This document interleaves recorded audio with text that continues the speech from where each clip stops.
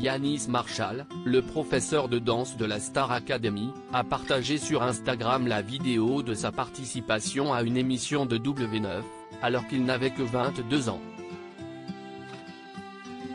Amusé, il a commenté son côté pionnier sur le réseau social.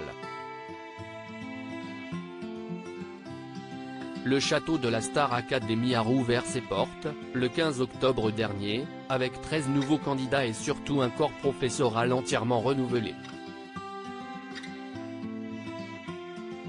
Yanis Marshall compte parmi les enseignants, qui ont marqué cette 10e édition du télécrochet de TF1. Il a ainsi mis en scène plusieurs élèves dans de magnifiques tableaux, révélant le talent de certains. Ses performances en talons ne sont pas passées non plus inaperçues. Il s'était confié à BFM TV sur ses envies depuis l'arrêt de l'émission. J'ai le projet d'ouvrir un cabaret, de faire ma marque de talons et d'ouvrir mon école de danse à Paris, si est déjà 3 trucs que j'avais vraiment envie de faire même avant la Star AC, indiquait-il ainsi à la chaîne d'information. Ce que je le fais depuis longtemps. L'excentrique chorégraphe est aussi très actif sur Instagram. Il a tout récemment partagé les photos d'une soirée passée en la compagnie des anciens élèves, affolant les fidèles du programme. Mais hier, dimanche 8 décembre, Yanis Marshall était d'humeur nostalgique.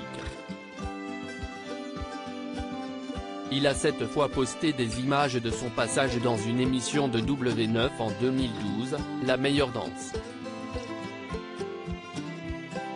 Le danseur y apparaît presque méconnaissable.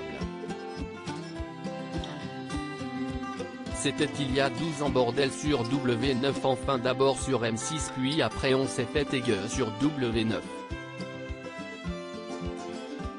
J'étais déjà pas mal barré dans ma tête quand même pour un gamin de 22 ans, sans oublier que les hommes en talons étaient encore moins acceptés à l'époque. Je me rappelle me faire critiquer dans tous les sens mais j'en avais rien à foutre. On se refait pas, a-t-il contextualisé en commentaire de la publication. Pour la finale, on nous avait imposé de faire un medley cinéma et je me souviens qu'on avait commencé en bonne sœur sur Sister Act, puis La Panthère Rose, Chicago, Men in Black et je trouvais ça dément de rajouter une touche d'humour sur Titanic pour finir. Bref, ça c'est du vrai throwback. J'étais jeune, mince et méchante.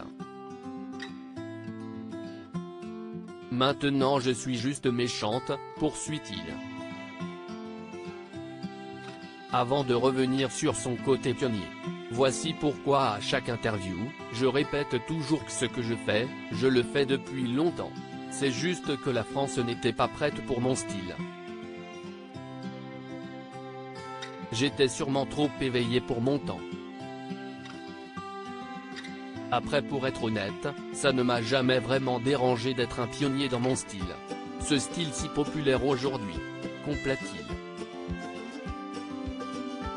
Une publication qui fait réagir Marie-Agnès Gillot. Sa publication a fait réagir Nicolas Valdorf, le coiffeur d'incroyables transformations sur M6.